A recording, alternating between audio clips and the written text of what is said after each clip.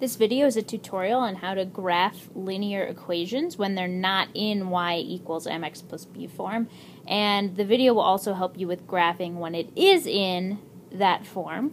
And I'll remind you of what that form is over here, y equals mx plus b. Sorry for my handwriting. And if you remember, m is the slope, which is rise over run, and b is the y-intercept, which is where it crosses this axis, the y-axis. So, let's look at this graph. You'll notice that we're not in y equals mx plus b form yet, and in order to do that, we need to have y by itself. So to get y by itself, we're going to subtract x from both sides. Whatever you do to one side, you must do to the other. And we want to subtract x because we want that x to go away. Otherwise, we can't get y by itself. And our final equation is going to be y equals, negative x minus 4. And we could also write this as negative 1x minus 4 because when there's nothing in front of the x, you can replace that with a 1. It's implied. Alright, now we know that our slope, or m, is equal to negative 1, and our y-intercept, or b, is equal to negative 4. And what that means is that our graph is going to cross the y-axis at negative 4. So let's go ahead. Our y-axis is the vertical one, so that's going to put a point right here. Okay, and then a slope of negative 1, you could also write that as negative 1 over 1. You can write any whole number over 1 and it won't change anything.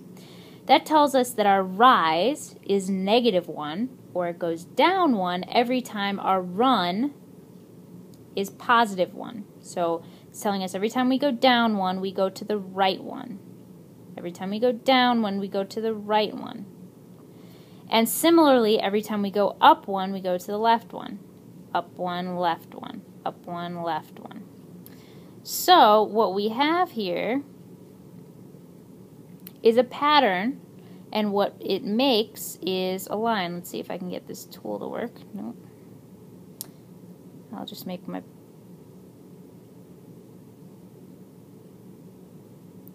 Okay, so what we have is a pattern that draws us a line here. And when you draw a line, I want you to make sure that you're telling me it goes on forever by putting arrows on the end. Now, what can we gain from this graph? Well, we can gain two things. Well, more than two things, but two important things. We know that our y-intercept is at the point 0, negative 4.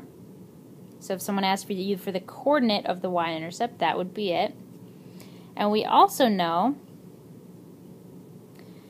that our x-intercept, or where our graph intercepts the x-axis, which is this one, left and right, is right here, which in this case, and it won't always occur like this, is at negative 4, 0. Alright, let's look at another one.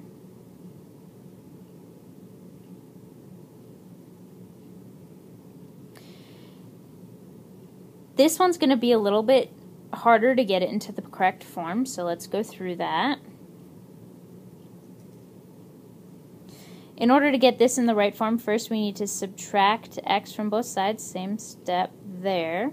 So we'll have negative 3y equals negative 1x plus 6.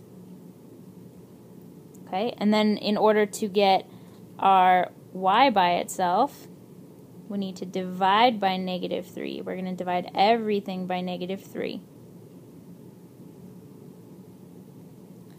Okay, so we'll have y equals negative 1 divided by negative 3. We need to have that perfectly simplified.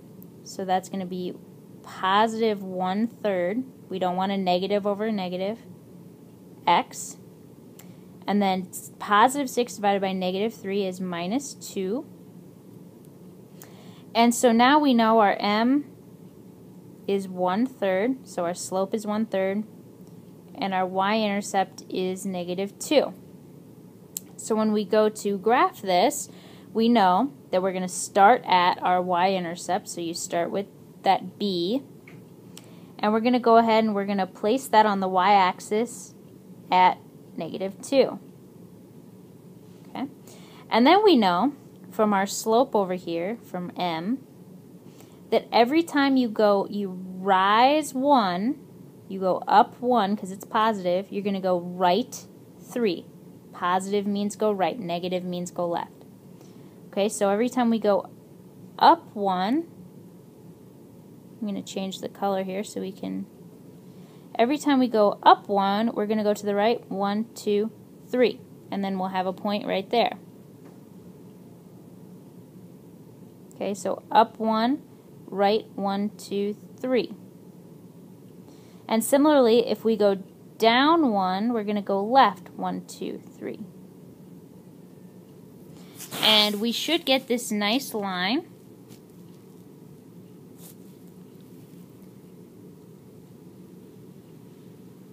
You can use your ID or a ruler to make it nice and straight going through here.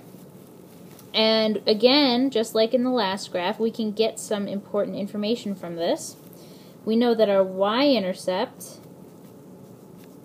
is at, okay, we went 0 in the x direction and down 2, so -2, 0, -2. And I want you to write your intercepts as points. And then our x-intercept is going to be +6, 0. So something that you should notice here is that y-intercepts have an x value of 0 and x-intercepts have a y value of 0. And we're going to use that when we're trying to find x and y-intercepts in general.